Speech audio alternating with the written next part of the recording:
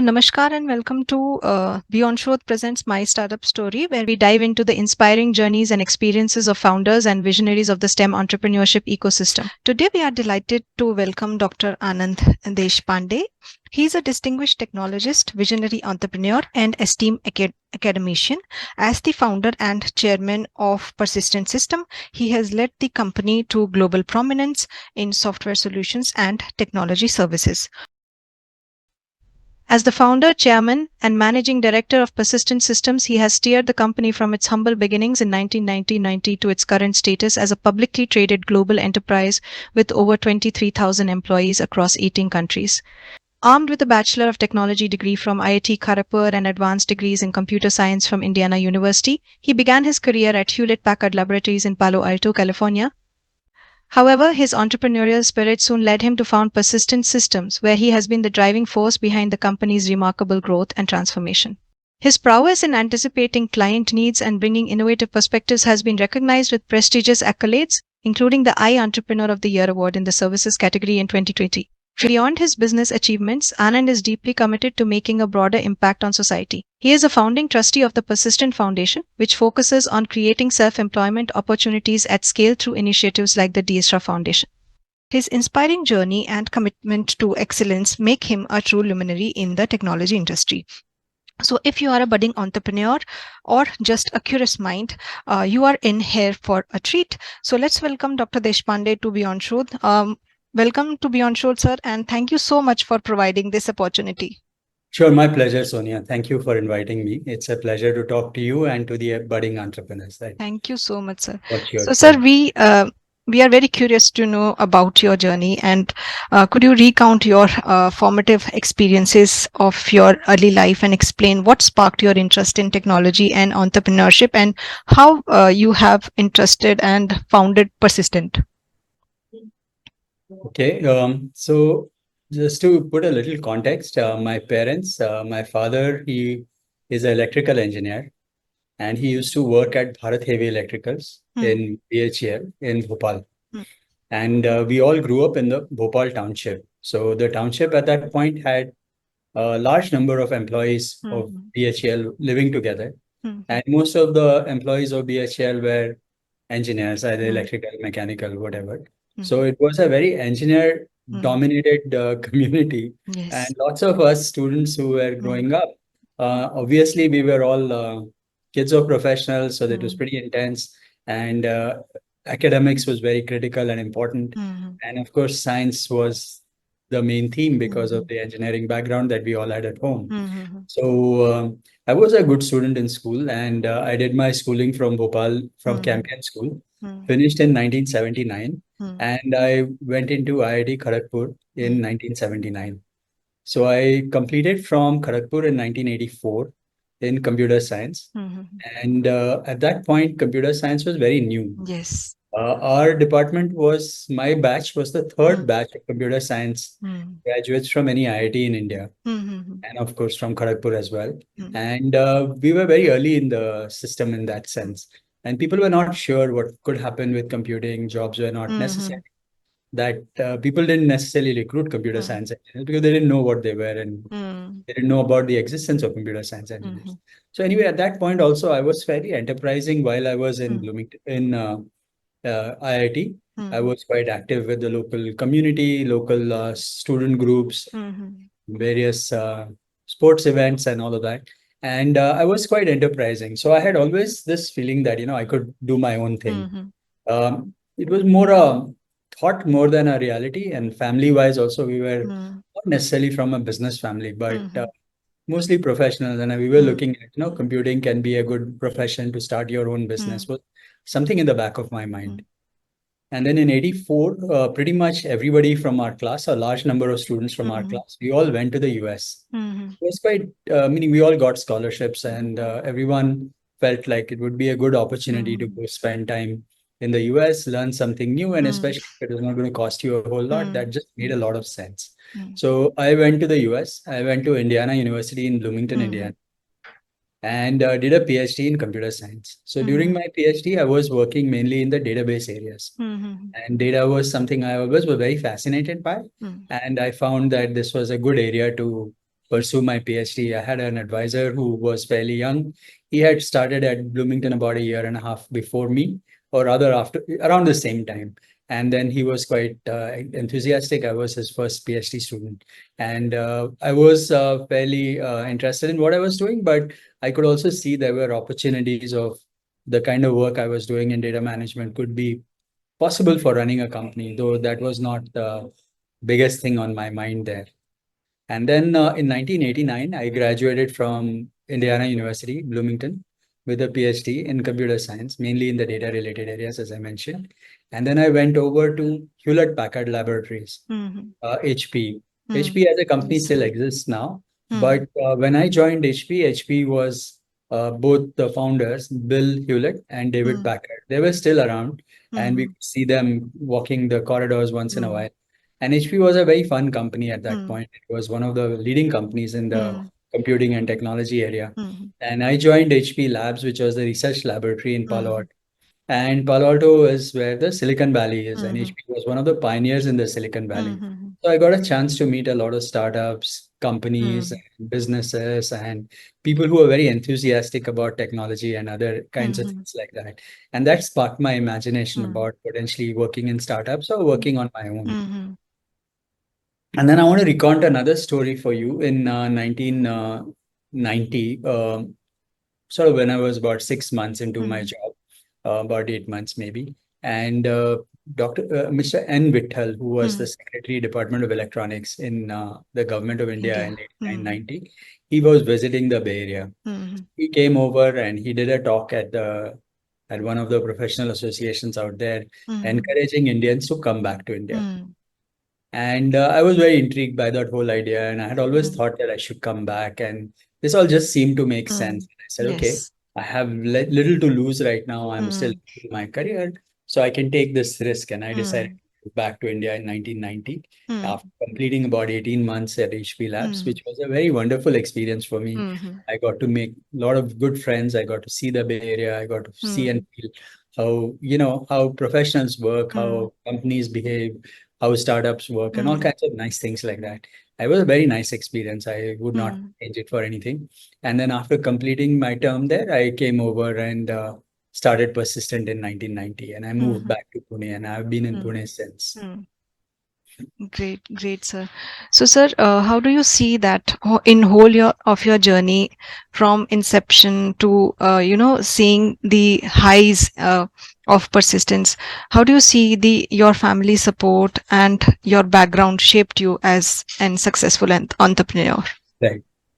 So, see, when we started the company, we were very focused on data systems, and that's why the name of the company Persistent. When you talk to anybody in the computer science field, they will agree that systems that are persistent are data systems. Typically, when you do databases, you call them persistent systems. So that's why we were started out in the data related areas. And when we started working in this area, my background and my PhD was very useful to me, actually. I used my network through my PhD advisor and other conferences that I had attended. So I got to meet a lot of professionals and also researchers, and I would get introductions from them into the R&D teams of many of the companies who became my customers. So I would say that my PhD and my STEM background and my technology and database background was very useful to start the company. So that was one part. The family was also a very important part of all of this stuff. I got married soon after I got back, and I must say my wife was very brave to marry me because I did not have a job and I was trying to start a business. And at that point, startups were not very cool at that point. And I had left a pretty decent paying job and why the hell are you back type stuff. But anyway, so she agreed, and we started around the same time as I got married. And the family was very supportive. My parents were also very supportive. My father actually also had retired around that time, and he was giving me lots of backseat advice. And I sort of told him that, hey, don't give me just backseat guidance. If you really want something, just join me. So he did. He actually worked with me for almost 20 years. He was the founder CEO, but he was one of the directors, and he actually in the administration and various other government and other admin related activities in the company from the early times. Great, sir. So, sir, what all challenges, do you remember any stories or challenging part of your journey? Yes, see, when you start a business or anytime you run a business, there are always lots of challenges, and it's always one thing I really learned from sports related things is that, anybody who wins actually has. So if you look at athletes, for example, you look at any race, and if you see the people who win, actually, before they win, they have many times they would have lost that race as well. So every race you don't win, but the people who keep coming back are the ones who keep winning. So, being persistent is sort of very important to be successful in any business or any venture or even any activity that you want to do. Is those who fight back and come back are the ones who succeed. In the early years of persistent, it was very hard in terms of the infrastructure challenges that we had.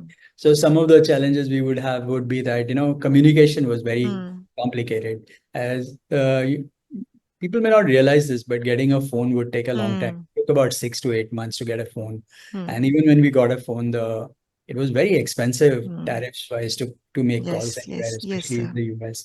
And we were part of the Software Technology Park scheme, and the government had given us a link which was called GEMS 400. This was given by VSNL, and it was really slow. And at that point, that was the state of the art. So just to give you another sort of story around that time, if we had to transfer a file, let's say a few hundred kilobytes, we had to break that up into 30 kilobyte segments because the lines would drop very frequently.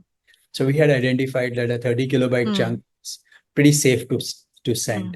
So we would take the file, compress it, and then UU encode it, which is converted into text, and then break it into chunks of 30 kilobytes and upload it on a one. We had one computer dedicated just for uploads and downloads, and it would take about 5 to 6 minutes to upload a 30 kilobyte file. So every day in the morning for about 40 minutes, we would be downloading the files, and every the evening before we left, we would be uploading the files, and it would take a long time to get all these things done. Yes. So it was not that easy. Today, a few megabytes on WhatsApp, you can just forward and you don't even think about it. It just shows up even before you can in a flash. Think about 30 kilobytes in 5 minutes for that 30 kilobytes. So it's like completely different. Duties in India for computing equipment were 300% actually. So we had to be in an export zone to be able to use this kind of facility. And export control rules were also pretty stringent. So we were not allowed to import equipment that easily. And the US was also not allowed to export equipment very easily. So every time you wanted to buy a computer, you had to go through a process of getting export clearance and import clearance and all kinds of complex things that to be a lot of paperwork to do simple things. A lot of those things have become quite simpler now. So in the early times, infrastructure fight was the biggest challenge that we had at that point. After after a while, of course, things started to improve a little bit. Sir, how you have managed with the funding? Because starting a new tech company must be very money intensive. So have you chosen bootstrapped, or there are ecosystem to fund?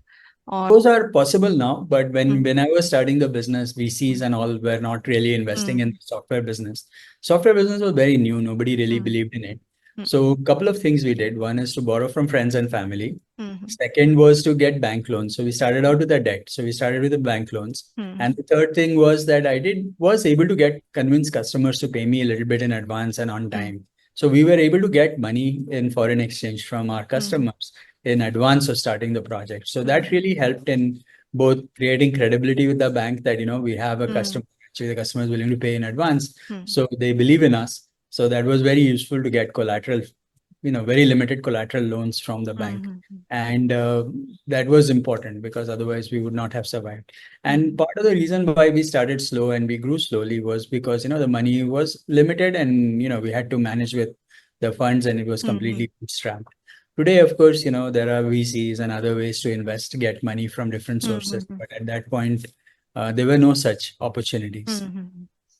Yes, that nowadays it's when you compare, it must be a heaven for you must be thinking that if these facilities or funds were available at that time, persistent would have been at some other place. No, actually, I don't think like that.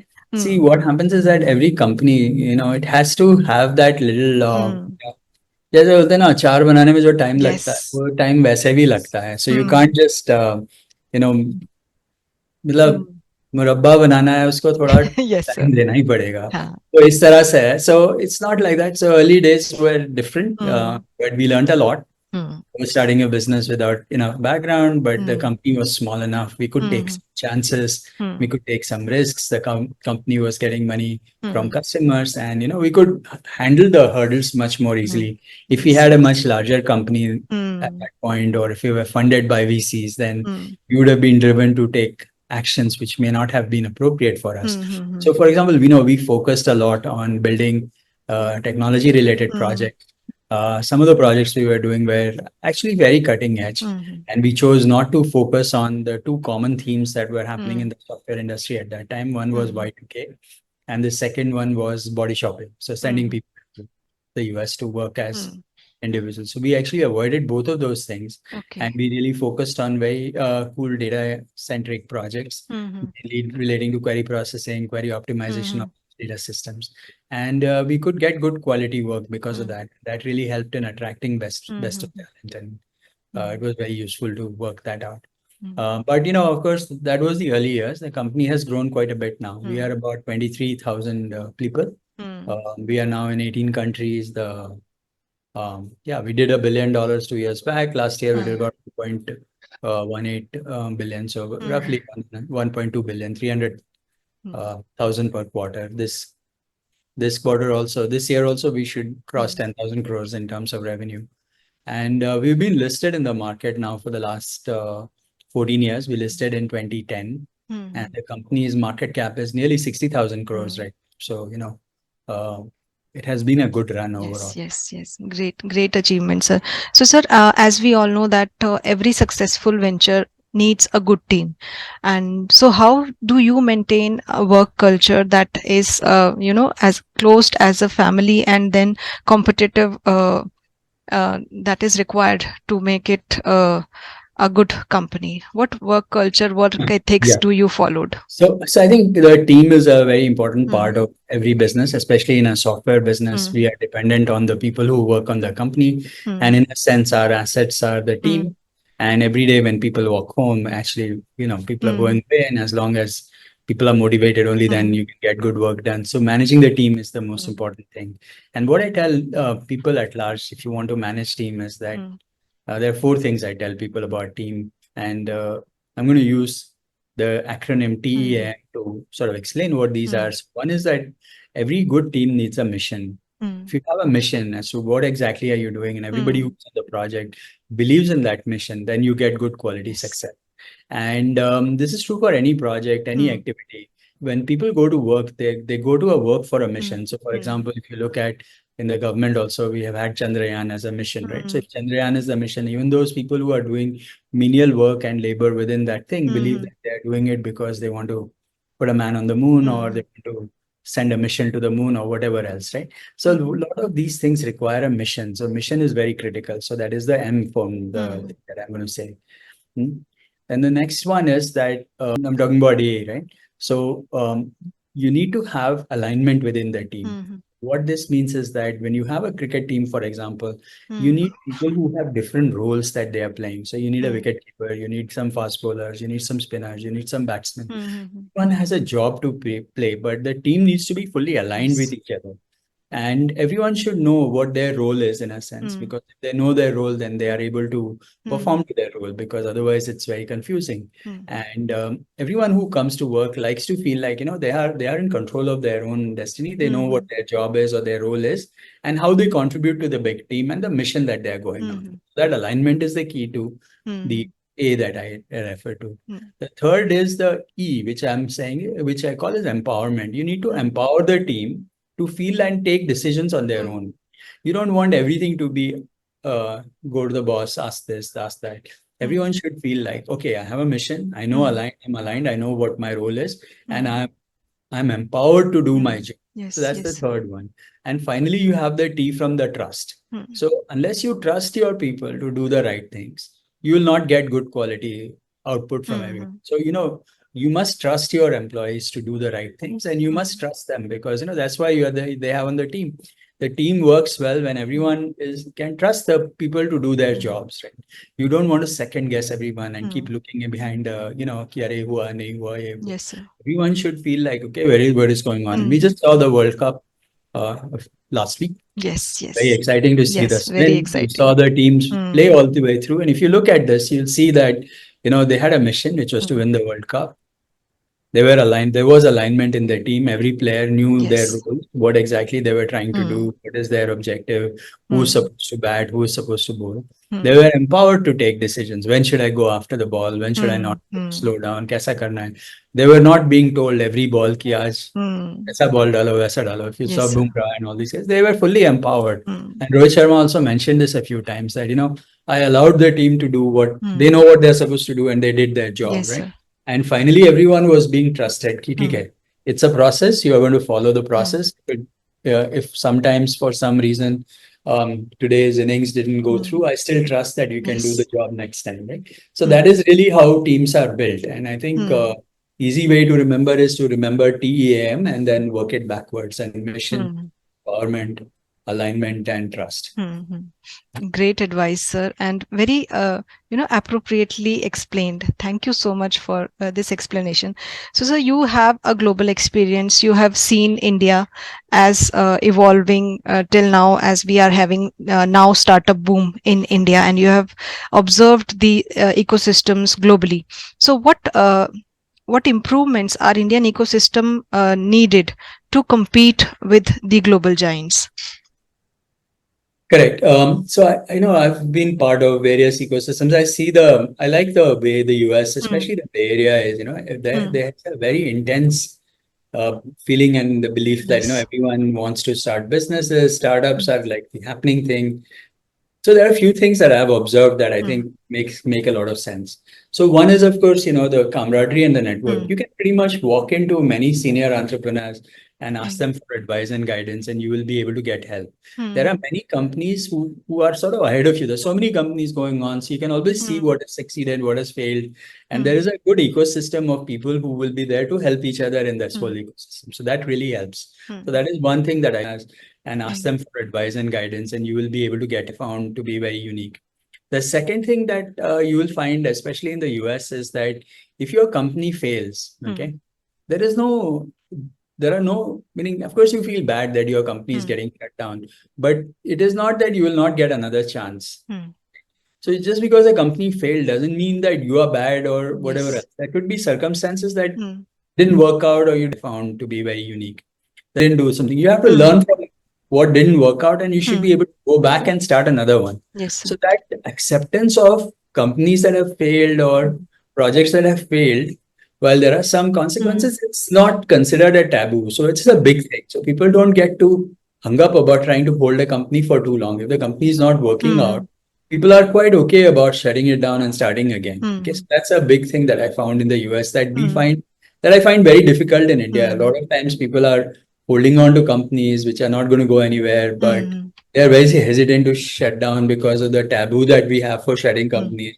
Arey, company band kar di, kya? So there's like a lot of bad feelings about how companies can be run and all of that. And the third thing I think is that, there is a lot of patient capital in the US right now, or especially for high tech or deep tech kind of things, are willing to invest in big. And the third thing I think is that, there is a lot of patient capital in the US right now, or especially for high tech or deep tech kind of projects, fearlessly in a sense. So if you see a lot of different projects that happen, people are willing to say that, okay, I can take bets on good people, but I know that what I'm funding may not work out. We'll have to keep changing things that might come up. So there will be changes that might happen in the journey, but I can take a bet because I think the entrepreneurs are capable and I'm going to try this out. And a lot of these high tech, deep tech projects actually take a long time to succeed. So that is another thing that I find that in India, we are still lacking. And I think over the years, this will improve. The startup culture in India is very new. I would say less than 5 to 7 years. Before that, people were like, oh, entrepreneurship, I don't know what that is. But now I think a lot of people are willing to take that chance. And, groups like you and the suggestions that you are doing, trying to inspire other entrepreneurs to learn from each other, that's all very useful, and that's what helps helping the ecosystem. So I think in the next 5 to 10 years, we will see a lot more changes in India with this ecosystem. We'll be more willing to accept failure. Yes. Also, you will see investors who are willing to put in the money. So this is the point which I keep came across many a times with my guest when they said that in India we are not very risk takers. We always want a tried and tested approach with the startup, and especially when it comes to biotech or deep tech startups. Yes. We must take risk, and we must fund the weird ideas of so yes and no, meaning I don't think it's like that. I don't think, see, now I have a slightly different view on this one. See, it's not just risk that you want to fund. Risk is important, but it should not, all these ideas are not necessarily risky. They just take a long time. So you need money for a long period of time, and you have to manage the gates. So at a certain point, you need to have the go no go. Ki chalega, nahi chalega to band karo.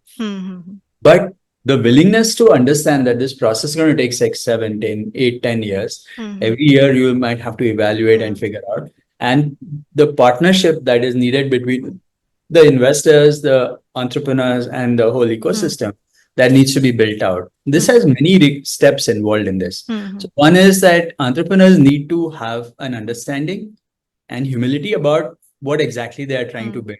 They should be willing to learn and accept advice from people who are willing to do it. And you need these advisors and companies that are investing. They also need to have a good understanding of what they are investing in. So if you just have someone who is in it for just the money, right, then they are likely to make choices which are very suboptimal, saying that chodo ye nahi chalega. So you need people from the field who understand it, who have seen success and are willing to invest. But I don't think it's just crazy risk. Okay. And also, I have slightly different view on many of the very small investments that are going on in India. I think a lot of the small investments that are there with the government and all that 5 lakh, 10 lakh, those are to pilot the ideas. But if it doesn't work out, we should be very ruthless in killing those out. Trying to run a project with little funding is actually very difficult.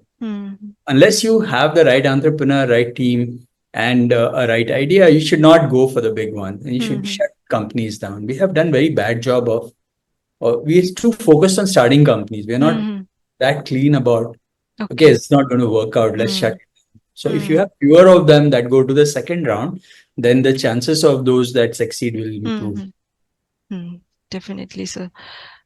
So, sir, as in India, we are having these innovations, startups which are based on innovation and research, they are majorly funded from the government. And I think it is in few cases where the industry is involved in funding the research or innovation and transforming into a product or a useful technology that is benefiting the common man or farmers or other areas. So how do you think that industry partnership in these areas can create wonderful results? No, I'm sure that will all happen, and it is starting to happen, and it'll happen even more. See, the important thing to realize when you are making a startup or you think about funding, it's about returns, right? So one of the things that I believe which needs to happen in the ecosystem is for companies to get bought and sold off. Let me explain what I mean by that. See, if you're an investor or any investor who wants to put money in any technology, any business, any startup, they're interested in putting the money for a period of time. Yes. And after that period, they want that money back. They want to take that money out of the system. Exit. Right? They want exit. They have to have an exit. Otherwise, it doesn't work. Now, the problem is that we haven't seen enough companies in India that have had good exit. So unless you have enough good exits, the willingness of companies to put money in those companies is going to come down. So the other thing is that a lot of the startups that I see, and I meet a lot of startups, many of them start projects because they think they know that this is what I have. So I have some idea, I have to go build it. They don't spend enough time to look at product market fit, right? So if I build a product that is, I built it because, okay, I did a Ph.D. in that area. I find this is a cool thing to do. I just go build it because I know enough about it. That is kind of useless, right? Meaning because you know it is not why you build it. You should build it because somebody is going to buy that product at the right price. Right? that's when these kinds of things happen. So when startups are getting started, they are not spending enough time to think hard about what is the future of the product. Is it going to have any chance of making success to happen? And a lot of the products in the bio and sort of these kinds of startups, their end goal should not necessarily be to take the drug to the market on their own, but to build it to a next stage and then sell off that to the next level of company who has the ability to take it to market. Because each of these have different skills required from the entrepreneur's point of view. The researchers are good to take an idea to research, but they may not be the best for distribution. Yes. So somebody else needs to do it. So when I'm building a product, I need to build a product with a clear understanding that if I want to sell this to a large company, what should I be doing? How do I engage with them early on? How do I share ideas with them? How do I know what kind of things are they likely to buy? This whole exit needs to be thought of after the first phase of pilot has been done, right? So somebody is starting out with 5-10 lakh rupees to do an experiment, that's okay. Once they say, this is a company and I want to take it to Series A or Series B, at that point, your product market fit and the customer involvement needs to be thought of very hard. And that is something that I find a lot of companies are not doing it. And at this place, I think the industry can really help because a lot of the people who are in the industry have a good sense of what they're looking for. And they could share that with these companies. So I think some of that, if that happens, we'll get there.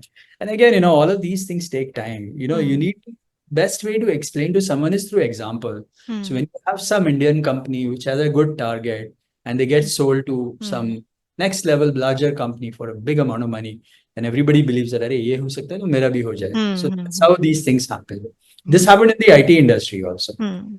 Great, sir.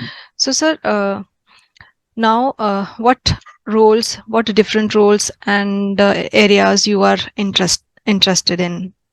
Correct. So I started the business in 1990, and till 2019, I was the CEO of the company. After 2019, I've moved to being the chairman of the company. Okay? So I have a full-time CEO who runs the show, and I stay away from the day-to-day activities, and that has given me time to do other kinds of activities. So as I also reached, when I was sort of doing this, I was already nearing 60 and all of those things, and I'm saying, I have spent 30 years doing Persistent. Now I should look at my next 30 years and see how I can be more impactful and contributing to the community and the society and things like that. So I've been thinking about things in that area, and I have three broad areas in which I'm thinking and spending more of my time right now. So one set is around entrepreneurship. And the second set is around the technology related areas because that's sort of my background. So I like to work in data, computer science, technology, all those areas. And then the third group is around continuous learning and jobs, the future of jobs, work, and all those kinds of things. So let me start the three and give you a little bit about what I'm doing. So on the entrepreneurship side, I really believe in India, our biggest problem is entrepreneurs. We need more jobs. And to get jobs, we need job creators. So there are two ways I'm working in this area. One is I have a foundation we call DeAsra Foundation. So D is for Deshpande and ASR are the initials of the family members. And we are really focused on very tiny businesses. Nano entrepreneurs is what we call them. So these are businesses that make between 5 lakh rupees a year to 1 crore a year. And there are a large number of them. People don't realize this, but 95% of all businesses in India can be classified as SMBs. Actually, most of them are below 20 employees. And of those, 95% are actually sub 1 crore businesses. So really small, me and my 4 or 5 people. So a large number of 70% of all people employed in India are employed by small businesses. So this is a really large market. You can see in your city as well, there are lots of tailors, lots of, fashion design, beauty salons, all these things. But each one of them, why should they be unique? Can they not learn from each other? Can we not make it more better for all these things to succeed? So that's what DeAsra does. I have a 40 people team full-time working on this. And we have supported nearly 300,000 businesses so far, 3 lakhs. And what do we do for them? We have identified the challenges that these small businesses have. And for each of these challenges, we have sets of processes that can help these businesses do certain things.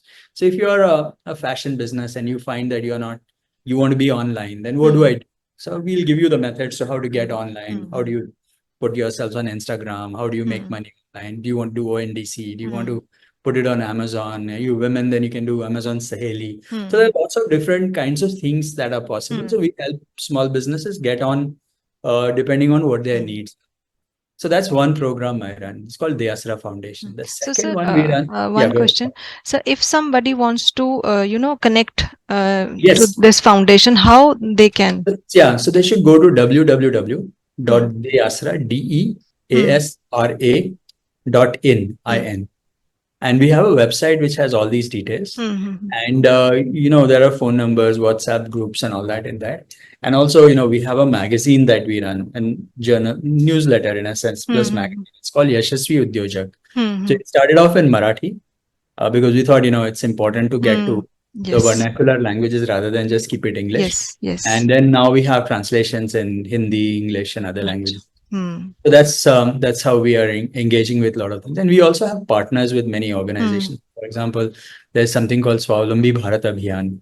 So this is a group that is trying to create, as they call it, Udyamita Evam Swayam Rozgar. So that's their mission. And they have created 7,000 centers all across India. And we are helping them with as a knowledge partner. And if you are a tailor or if you are a photographer and you go to some small village and say, go to the Udyamita Kendra and say, okay, please help me. And they don't know exactly what to do, right? So they can come to our website and then we can explain to them, okay, if you're a photographer and you need bank loans, then how do you get a bank loan? Where do you get it? What price person? What should your form look like?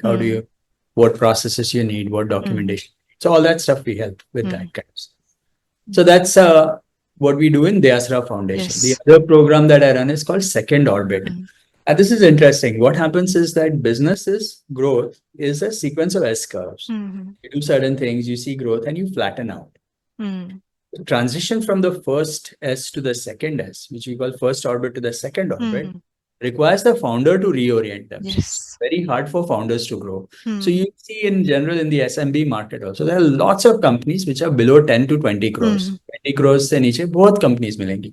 But the number of companies that go beyond 20 crores, so say 200 crores, 100 crores, that number shrinks very dramatically. That is because, at 15, 20 crores, the entrepreneur is happy. He's chal raha hai, acha hai, making decent money. He's making more money than he would have in a job sometimes. And things can be good, but the company will never scale. So we have a program to help companies understand what does it take to scale a business from 10 crores to 150 to 100. So I run a full course on this. We have touched more than 3,000 businesses in this network. I have 1-day course, 2-day course, 1-year course we run with Gokhale Institute. Meet once a month. I've taken a cohort of 27 companies all the way through. It's 1-year program. Now we're starting another program in July. So a lot of different things going on in this group. So that's all my entrepreneurship bucket. So I typically don't work with the real startups. I work with these very tiny businesses, those who want to scale. So your beach ka jo startup ecosystem hai, there's too much noise in it. So I stay away from it. Okay. But now going to the other side, I have several projects where I'm trying to think about data and various other things. So I work very closely with a group called the ACM, which is the Association of Computing Machinery. That's the professional society for software programmers in a sense. And I've been very active in the India chapter on that.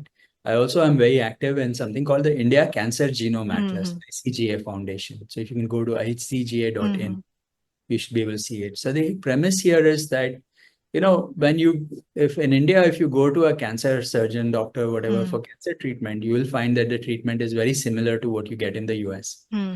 That means that they're treating us on the basis of data sets that are coming from international areas. So we need to have our own data set to have a chance to treat our own people. And we are already, 1.4 billion people, right? 1 in 6 is Indian. So in this context, we should have our own data set. So we are trying to build this for cancer through ICGA Foundation. And second, I'm trying to do something similar, but it's a little harder to figure this out, how to do it. So I'm still trying to work on this. And this is with RSSDI, which is the Research Society for Study of Diabetes in India. Again, diabetes is a huge issue and we need to find for our people. So that's really what I've been working on in this kind of an area. And then more recently now, with the Secretary DBT asked me to be co-chair for BRIC. So BRIC is Biotechnology Research Innovation Council, and you're very familiar with that. Yes, sir. And I'm a complete outsider to biology, but I've been asked to work on a few ideas. So one is I've been helping on revamping the Ph.D. program. So we have re-upped the program to sort of think very differently. And the idea on the PhD program now is to not just focus on the degree or the work that you do during your dissertation, but to think about what would it take to do a 30-year research career in India. So what should you have? And in that context, what I have observed is what you know is important, what you do is important, but who you know is even more important, and who knows you is even more important. Yes. Trying to set that all together is part of the fundamental things that we are doing in the new BRIC PhD program. The other thing that I'm trying to do is to bring computer science and AI people to biology. And we are doing a very interesting postdoc program that hopefully will launch, where the idea is that typically in a research institution, when you have a postdoc, they are being trained to become academics or researchers. Yes. Very true, sir. We're trying to see how to create another stream of postdocs who are focused on entrepreneurship and who sort of more interested in taking ideas that are there in research to the market. So trying to see how to work that out. There's a lot of work happening in that area. I will maybe not say much here at the moment, but once the program is out, I'm sure you will get to see it. But that should be a pretty exciting one. And I'm really looking forward to that particular one as well. And then I've been trying to think about, how to get money into the bioeconomy, all of those kind of things, talking to investors and to understand what would it take to get funding in the bioeconomy. And then finally, I'm very interested in, I really believe that, we are in a world that is moving really fast. Technology is changing all the time. And whatever you learn in college is not going to last for too long. So you have to find ways and systems to help yourselves to learn continuously. And we haven't done a very good job of this in general. So I'm trying to find out what can we do to help professionals at large to sort of continuous learners in some sense. So there's some certain thinking that I've been trying to write about and talk about how to manage careers and all of those things. So I've been very busy with all these other activities, which are all non-persistent related, mostly for good, impactful, long-term ideas. Diverse areas, sir, and all of them are, much needed steps.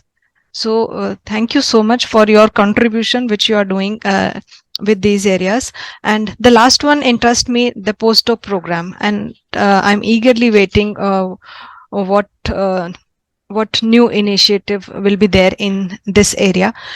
So, sir, lastly, your words of wisdom to the budding entrepreneurs or to establish themselves in the technology sector. Correct. What are your key advice to them?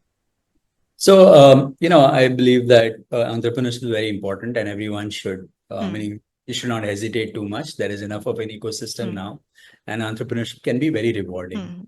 But in case you are trying to do an entrepreneurial thing, think about the mission or the project that you're building, but put it in the context of the customer.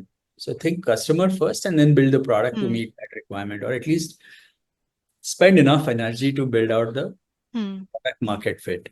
And that's, I think, very critical. So understanding that if I'm building let's say a device for the doctors, and if my device is going to cost like, 5 lakh rupees, how many people can really buy it? And if it's a 5 lakh rupee device and I can only sell 10 of them, then, at 50 lakhs of total revenue, you will not make the money, right? So you have the golden mean or some right value at which you're going to sell the price at a large market, and you should be able to build it out, all that. So you need a business plan that works in that context, right? And that is not, that is something that I find that a lot of the entrepreneurs who are building these high-tech projects, they are very hung up on the technology or what they know. So I have done a PhD. I isolated something. Now I should build a company with that. Well, that's okay, but who's going to buy it? Is there enough market? At what price can you manufacture this? And at that manufactured price, are you going to be able to sell it? What is the distribution channel? Who's the buyer? So that whole thing that happens beyond R&D to make that product go to the market, right? That is a huge part of what a successful company needs to do. And that is something that I would like to see people think a lot more about than they are thinking right now. Because, sir, in our education system, we are very confined to one subject. And so if a biologist or a technologist jump into the startup field, he has no idea about the financial management or how to expand businesses and all. There comes the role of the co-founder maybe, or the collaborators so that is important. So Any advice? How can can we have the education programs for technologist who wants to enter startup? So these basic frameworks which he requires need to be given Right. to them. No, you're absolutely right. And as part of DeAsra, actually, we have a program, we call it Inspire. And in that Inspire program, I'm starting out with the BA, BCom, BSc students. And I'm telling people is that the following, that the world is moving to the gig economy. So you have to find your own work. Long-term stable jobs are not going to happen in the future. So you have to keep doing these gigs all the time. So we have a 3 credit course. First credit, we tell people a lot about how do you create opportunities for yourselves? Because there is no such thing as a job, right? Yes. You have to create your own work. So what does work look like and how do you create that and all that? So that's one credit. Second credit, we focus on how to manage money, right? If you're running a business, the most important thing in a business is cash flows. You have to make more money than you are spending. So this whole concept of, where's the money coming from? When you borrow, what happens to EMI, interest, all those kinds of things. When you save, what happens to that? So we are trying to help individuals understand the whole concept of managing personal finances, but then that can be extended to businesses as well. And the third very important skill that I tell everyone, that is the most important skill, and we tend to do it, but we don't think very highly about it, is sales.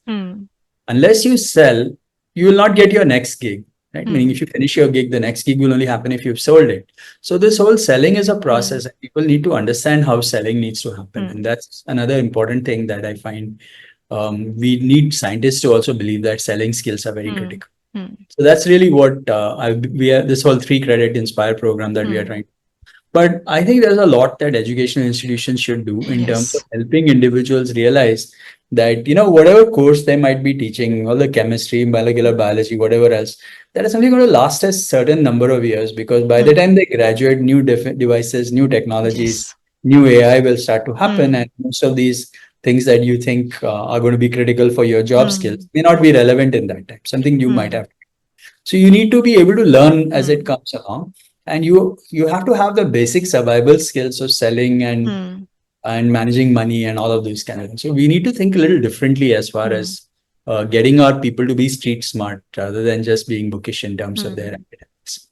So, sir, with so many things and so many, diverse activities that you are doing, how do you find time for each one of? So, how a day looks in your life, Dr. Anand Deshpande's day? How is it be? No, so I'm very organized actually. So 2-3 things I do.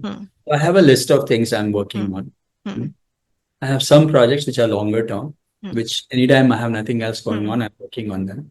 There are certain things for which I know, okay, this week I have to finish these 5 things. But normally I'm optimizing time rather than tasks. So I think about, okay, of my day of whatever, how many hours are available for these kinds of activities? And I sort of allocate, okay, fine. This week I'll spend 4 hours on this project or 2 hours project. And the other interesting thing that I have learned is that, you can't do everything yourself. You need teams for. Yes. So for example, at DeAsra, I have a 40 people team. At Second Orbit, I have a team that works with me on doing some of those. At ICGA, we have Suvira, who is the CEO. So like this, every one of my projects, I find teams, find people who are more sort of full-time on it. And my job is then limited to, sort of contributing, bringing the network, funding, and sort of looking at it at a slightly different level. So not all the detailing is not my problem after that. So it's important to get, a team to work on these projects rather than trying to do everything yourself. And a lot of them, I'm pretty good at collaborations and sending mails and forwarding people on various things. And I manage my time. So here's what I do normally, right? So I have my assistant is actually allowed to put time on my calendar only after 2 p.m. And also there are certain days for certain kinds of things. So that's how I manage my time. And every weekend I sort of go through my list, whatever. So I use a lot of tools also. Actually, I use a tool called Notion. I don't know if you're familiar with it, but if people are looking to do something, there are 4 or 5 tools that I pay for. One of them is this one called Notion, notion.so. It's like a wiki, and you can track all kinds of things in it. I also like to use mind maps a lot. I use a product called XMind. Again, I have a paid subscription to that. I think I like the product. It allows you to look at mind maps. So I have maps of all kinds of things I'm working on. So on one sheet, I can see what are the things that I'm working on and which one is stuck or not moved or whatever else. And then I use email a lot, actually. I spend a good amount of my time forwarding mails to people. People say, okay, can you please introduce me to this guy, that guy? So I do a lot of time just sending out messages like that. So a lot of those kinds of things also are part of what I do. So, sir, what is your future vision for all these activities and also for India? No, so see, again, I'm not trying to solve world hunger or any big problems. I have decided on a few things that I think are important, which I can relate to. The number of problems in the world to solve, lots of them. I don't get worried about them. Right now, I'm thinking about what I can do. So one is on the entrepreneurship side. I think we need to create more job creators. So that's my mission. And it's a long-term mission. It's going to take... The mission will continue even if I don't survive. Whatever happens, this is not going to get done. We are going to need entrepreneurs and job creators for a very long time. The second area, again, data related issues that I'm working on are again long-term issues. We need to solve them, and they'll never get fully done, but they're important. And then the third side, again, this whole careers and all that, again, fairly long-term ideas. So yeah, meaning whenever I'm taking up a new activity, I'm trying to think, is it impactful? Is it long-term? Is it going to help a large number of people? Is it widespread? If it meets those criteria, then I'm willing to consider it. Otherwise, I say no to them. So, sir, apart this whole huge amount of work, what all activities do you enjoy? Movies? What are your hobbies? No, so I like reading a lot, and I've been reading in multiple forms now. I've been listening to a lot of podcasts also. I listen to audiobooks as well, and various other things like that. And last few years I've been also spending a lot of time at the gym and doing some exercise and things like that. So that's also been a part of what I'm working on. And of course, family and travel are a big part of what I do right now. So we have 2 kids. And our son is married, so 3 now. And so yeah, meaning our son and our daughter-in-law, they are in the US. Our daughter, she has a PhD in synthetic biology, and she returned back to India 3 months back now. She's going to start something in India. So I'm very excited about what she could be doing. So there's a lot of family-related things that happen. My wife and I, we decided that we should travel regularly. So we are, we decided that we will do one international trip every quarter and one India trip every quarter. And actually, we've been doing more than that. So there's been a lot of travel going on. Good decisions. There's a lot of activities happening, and it's busy. So I'm quite enjoying what I'm doing right now. Great, sir. Great, sir. So, sir, thank you so much for your time that you have provided us, and 2 days you have spent. 1 hour yesterday also. It worked out, but hopefully you got something clean. Yes. Great conversation, sir. Thank you so much. It's been a learning experience for me also, as I'm with each episode I'm learning with the experiences from the people, and hopefully whosoever listens to this will definitely get value, and he will apply your advice to be successful in life. Thank you so much for your time. Thank you so much, sir.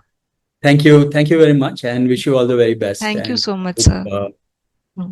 You keep doing this, and thank you all for what you're doing. Thank you, sir.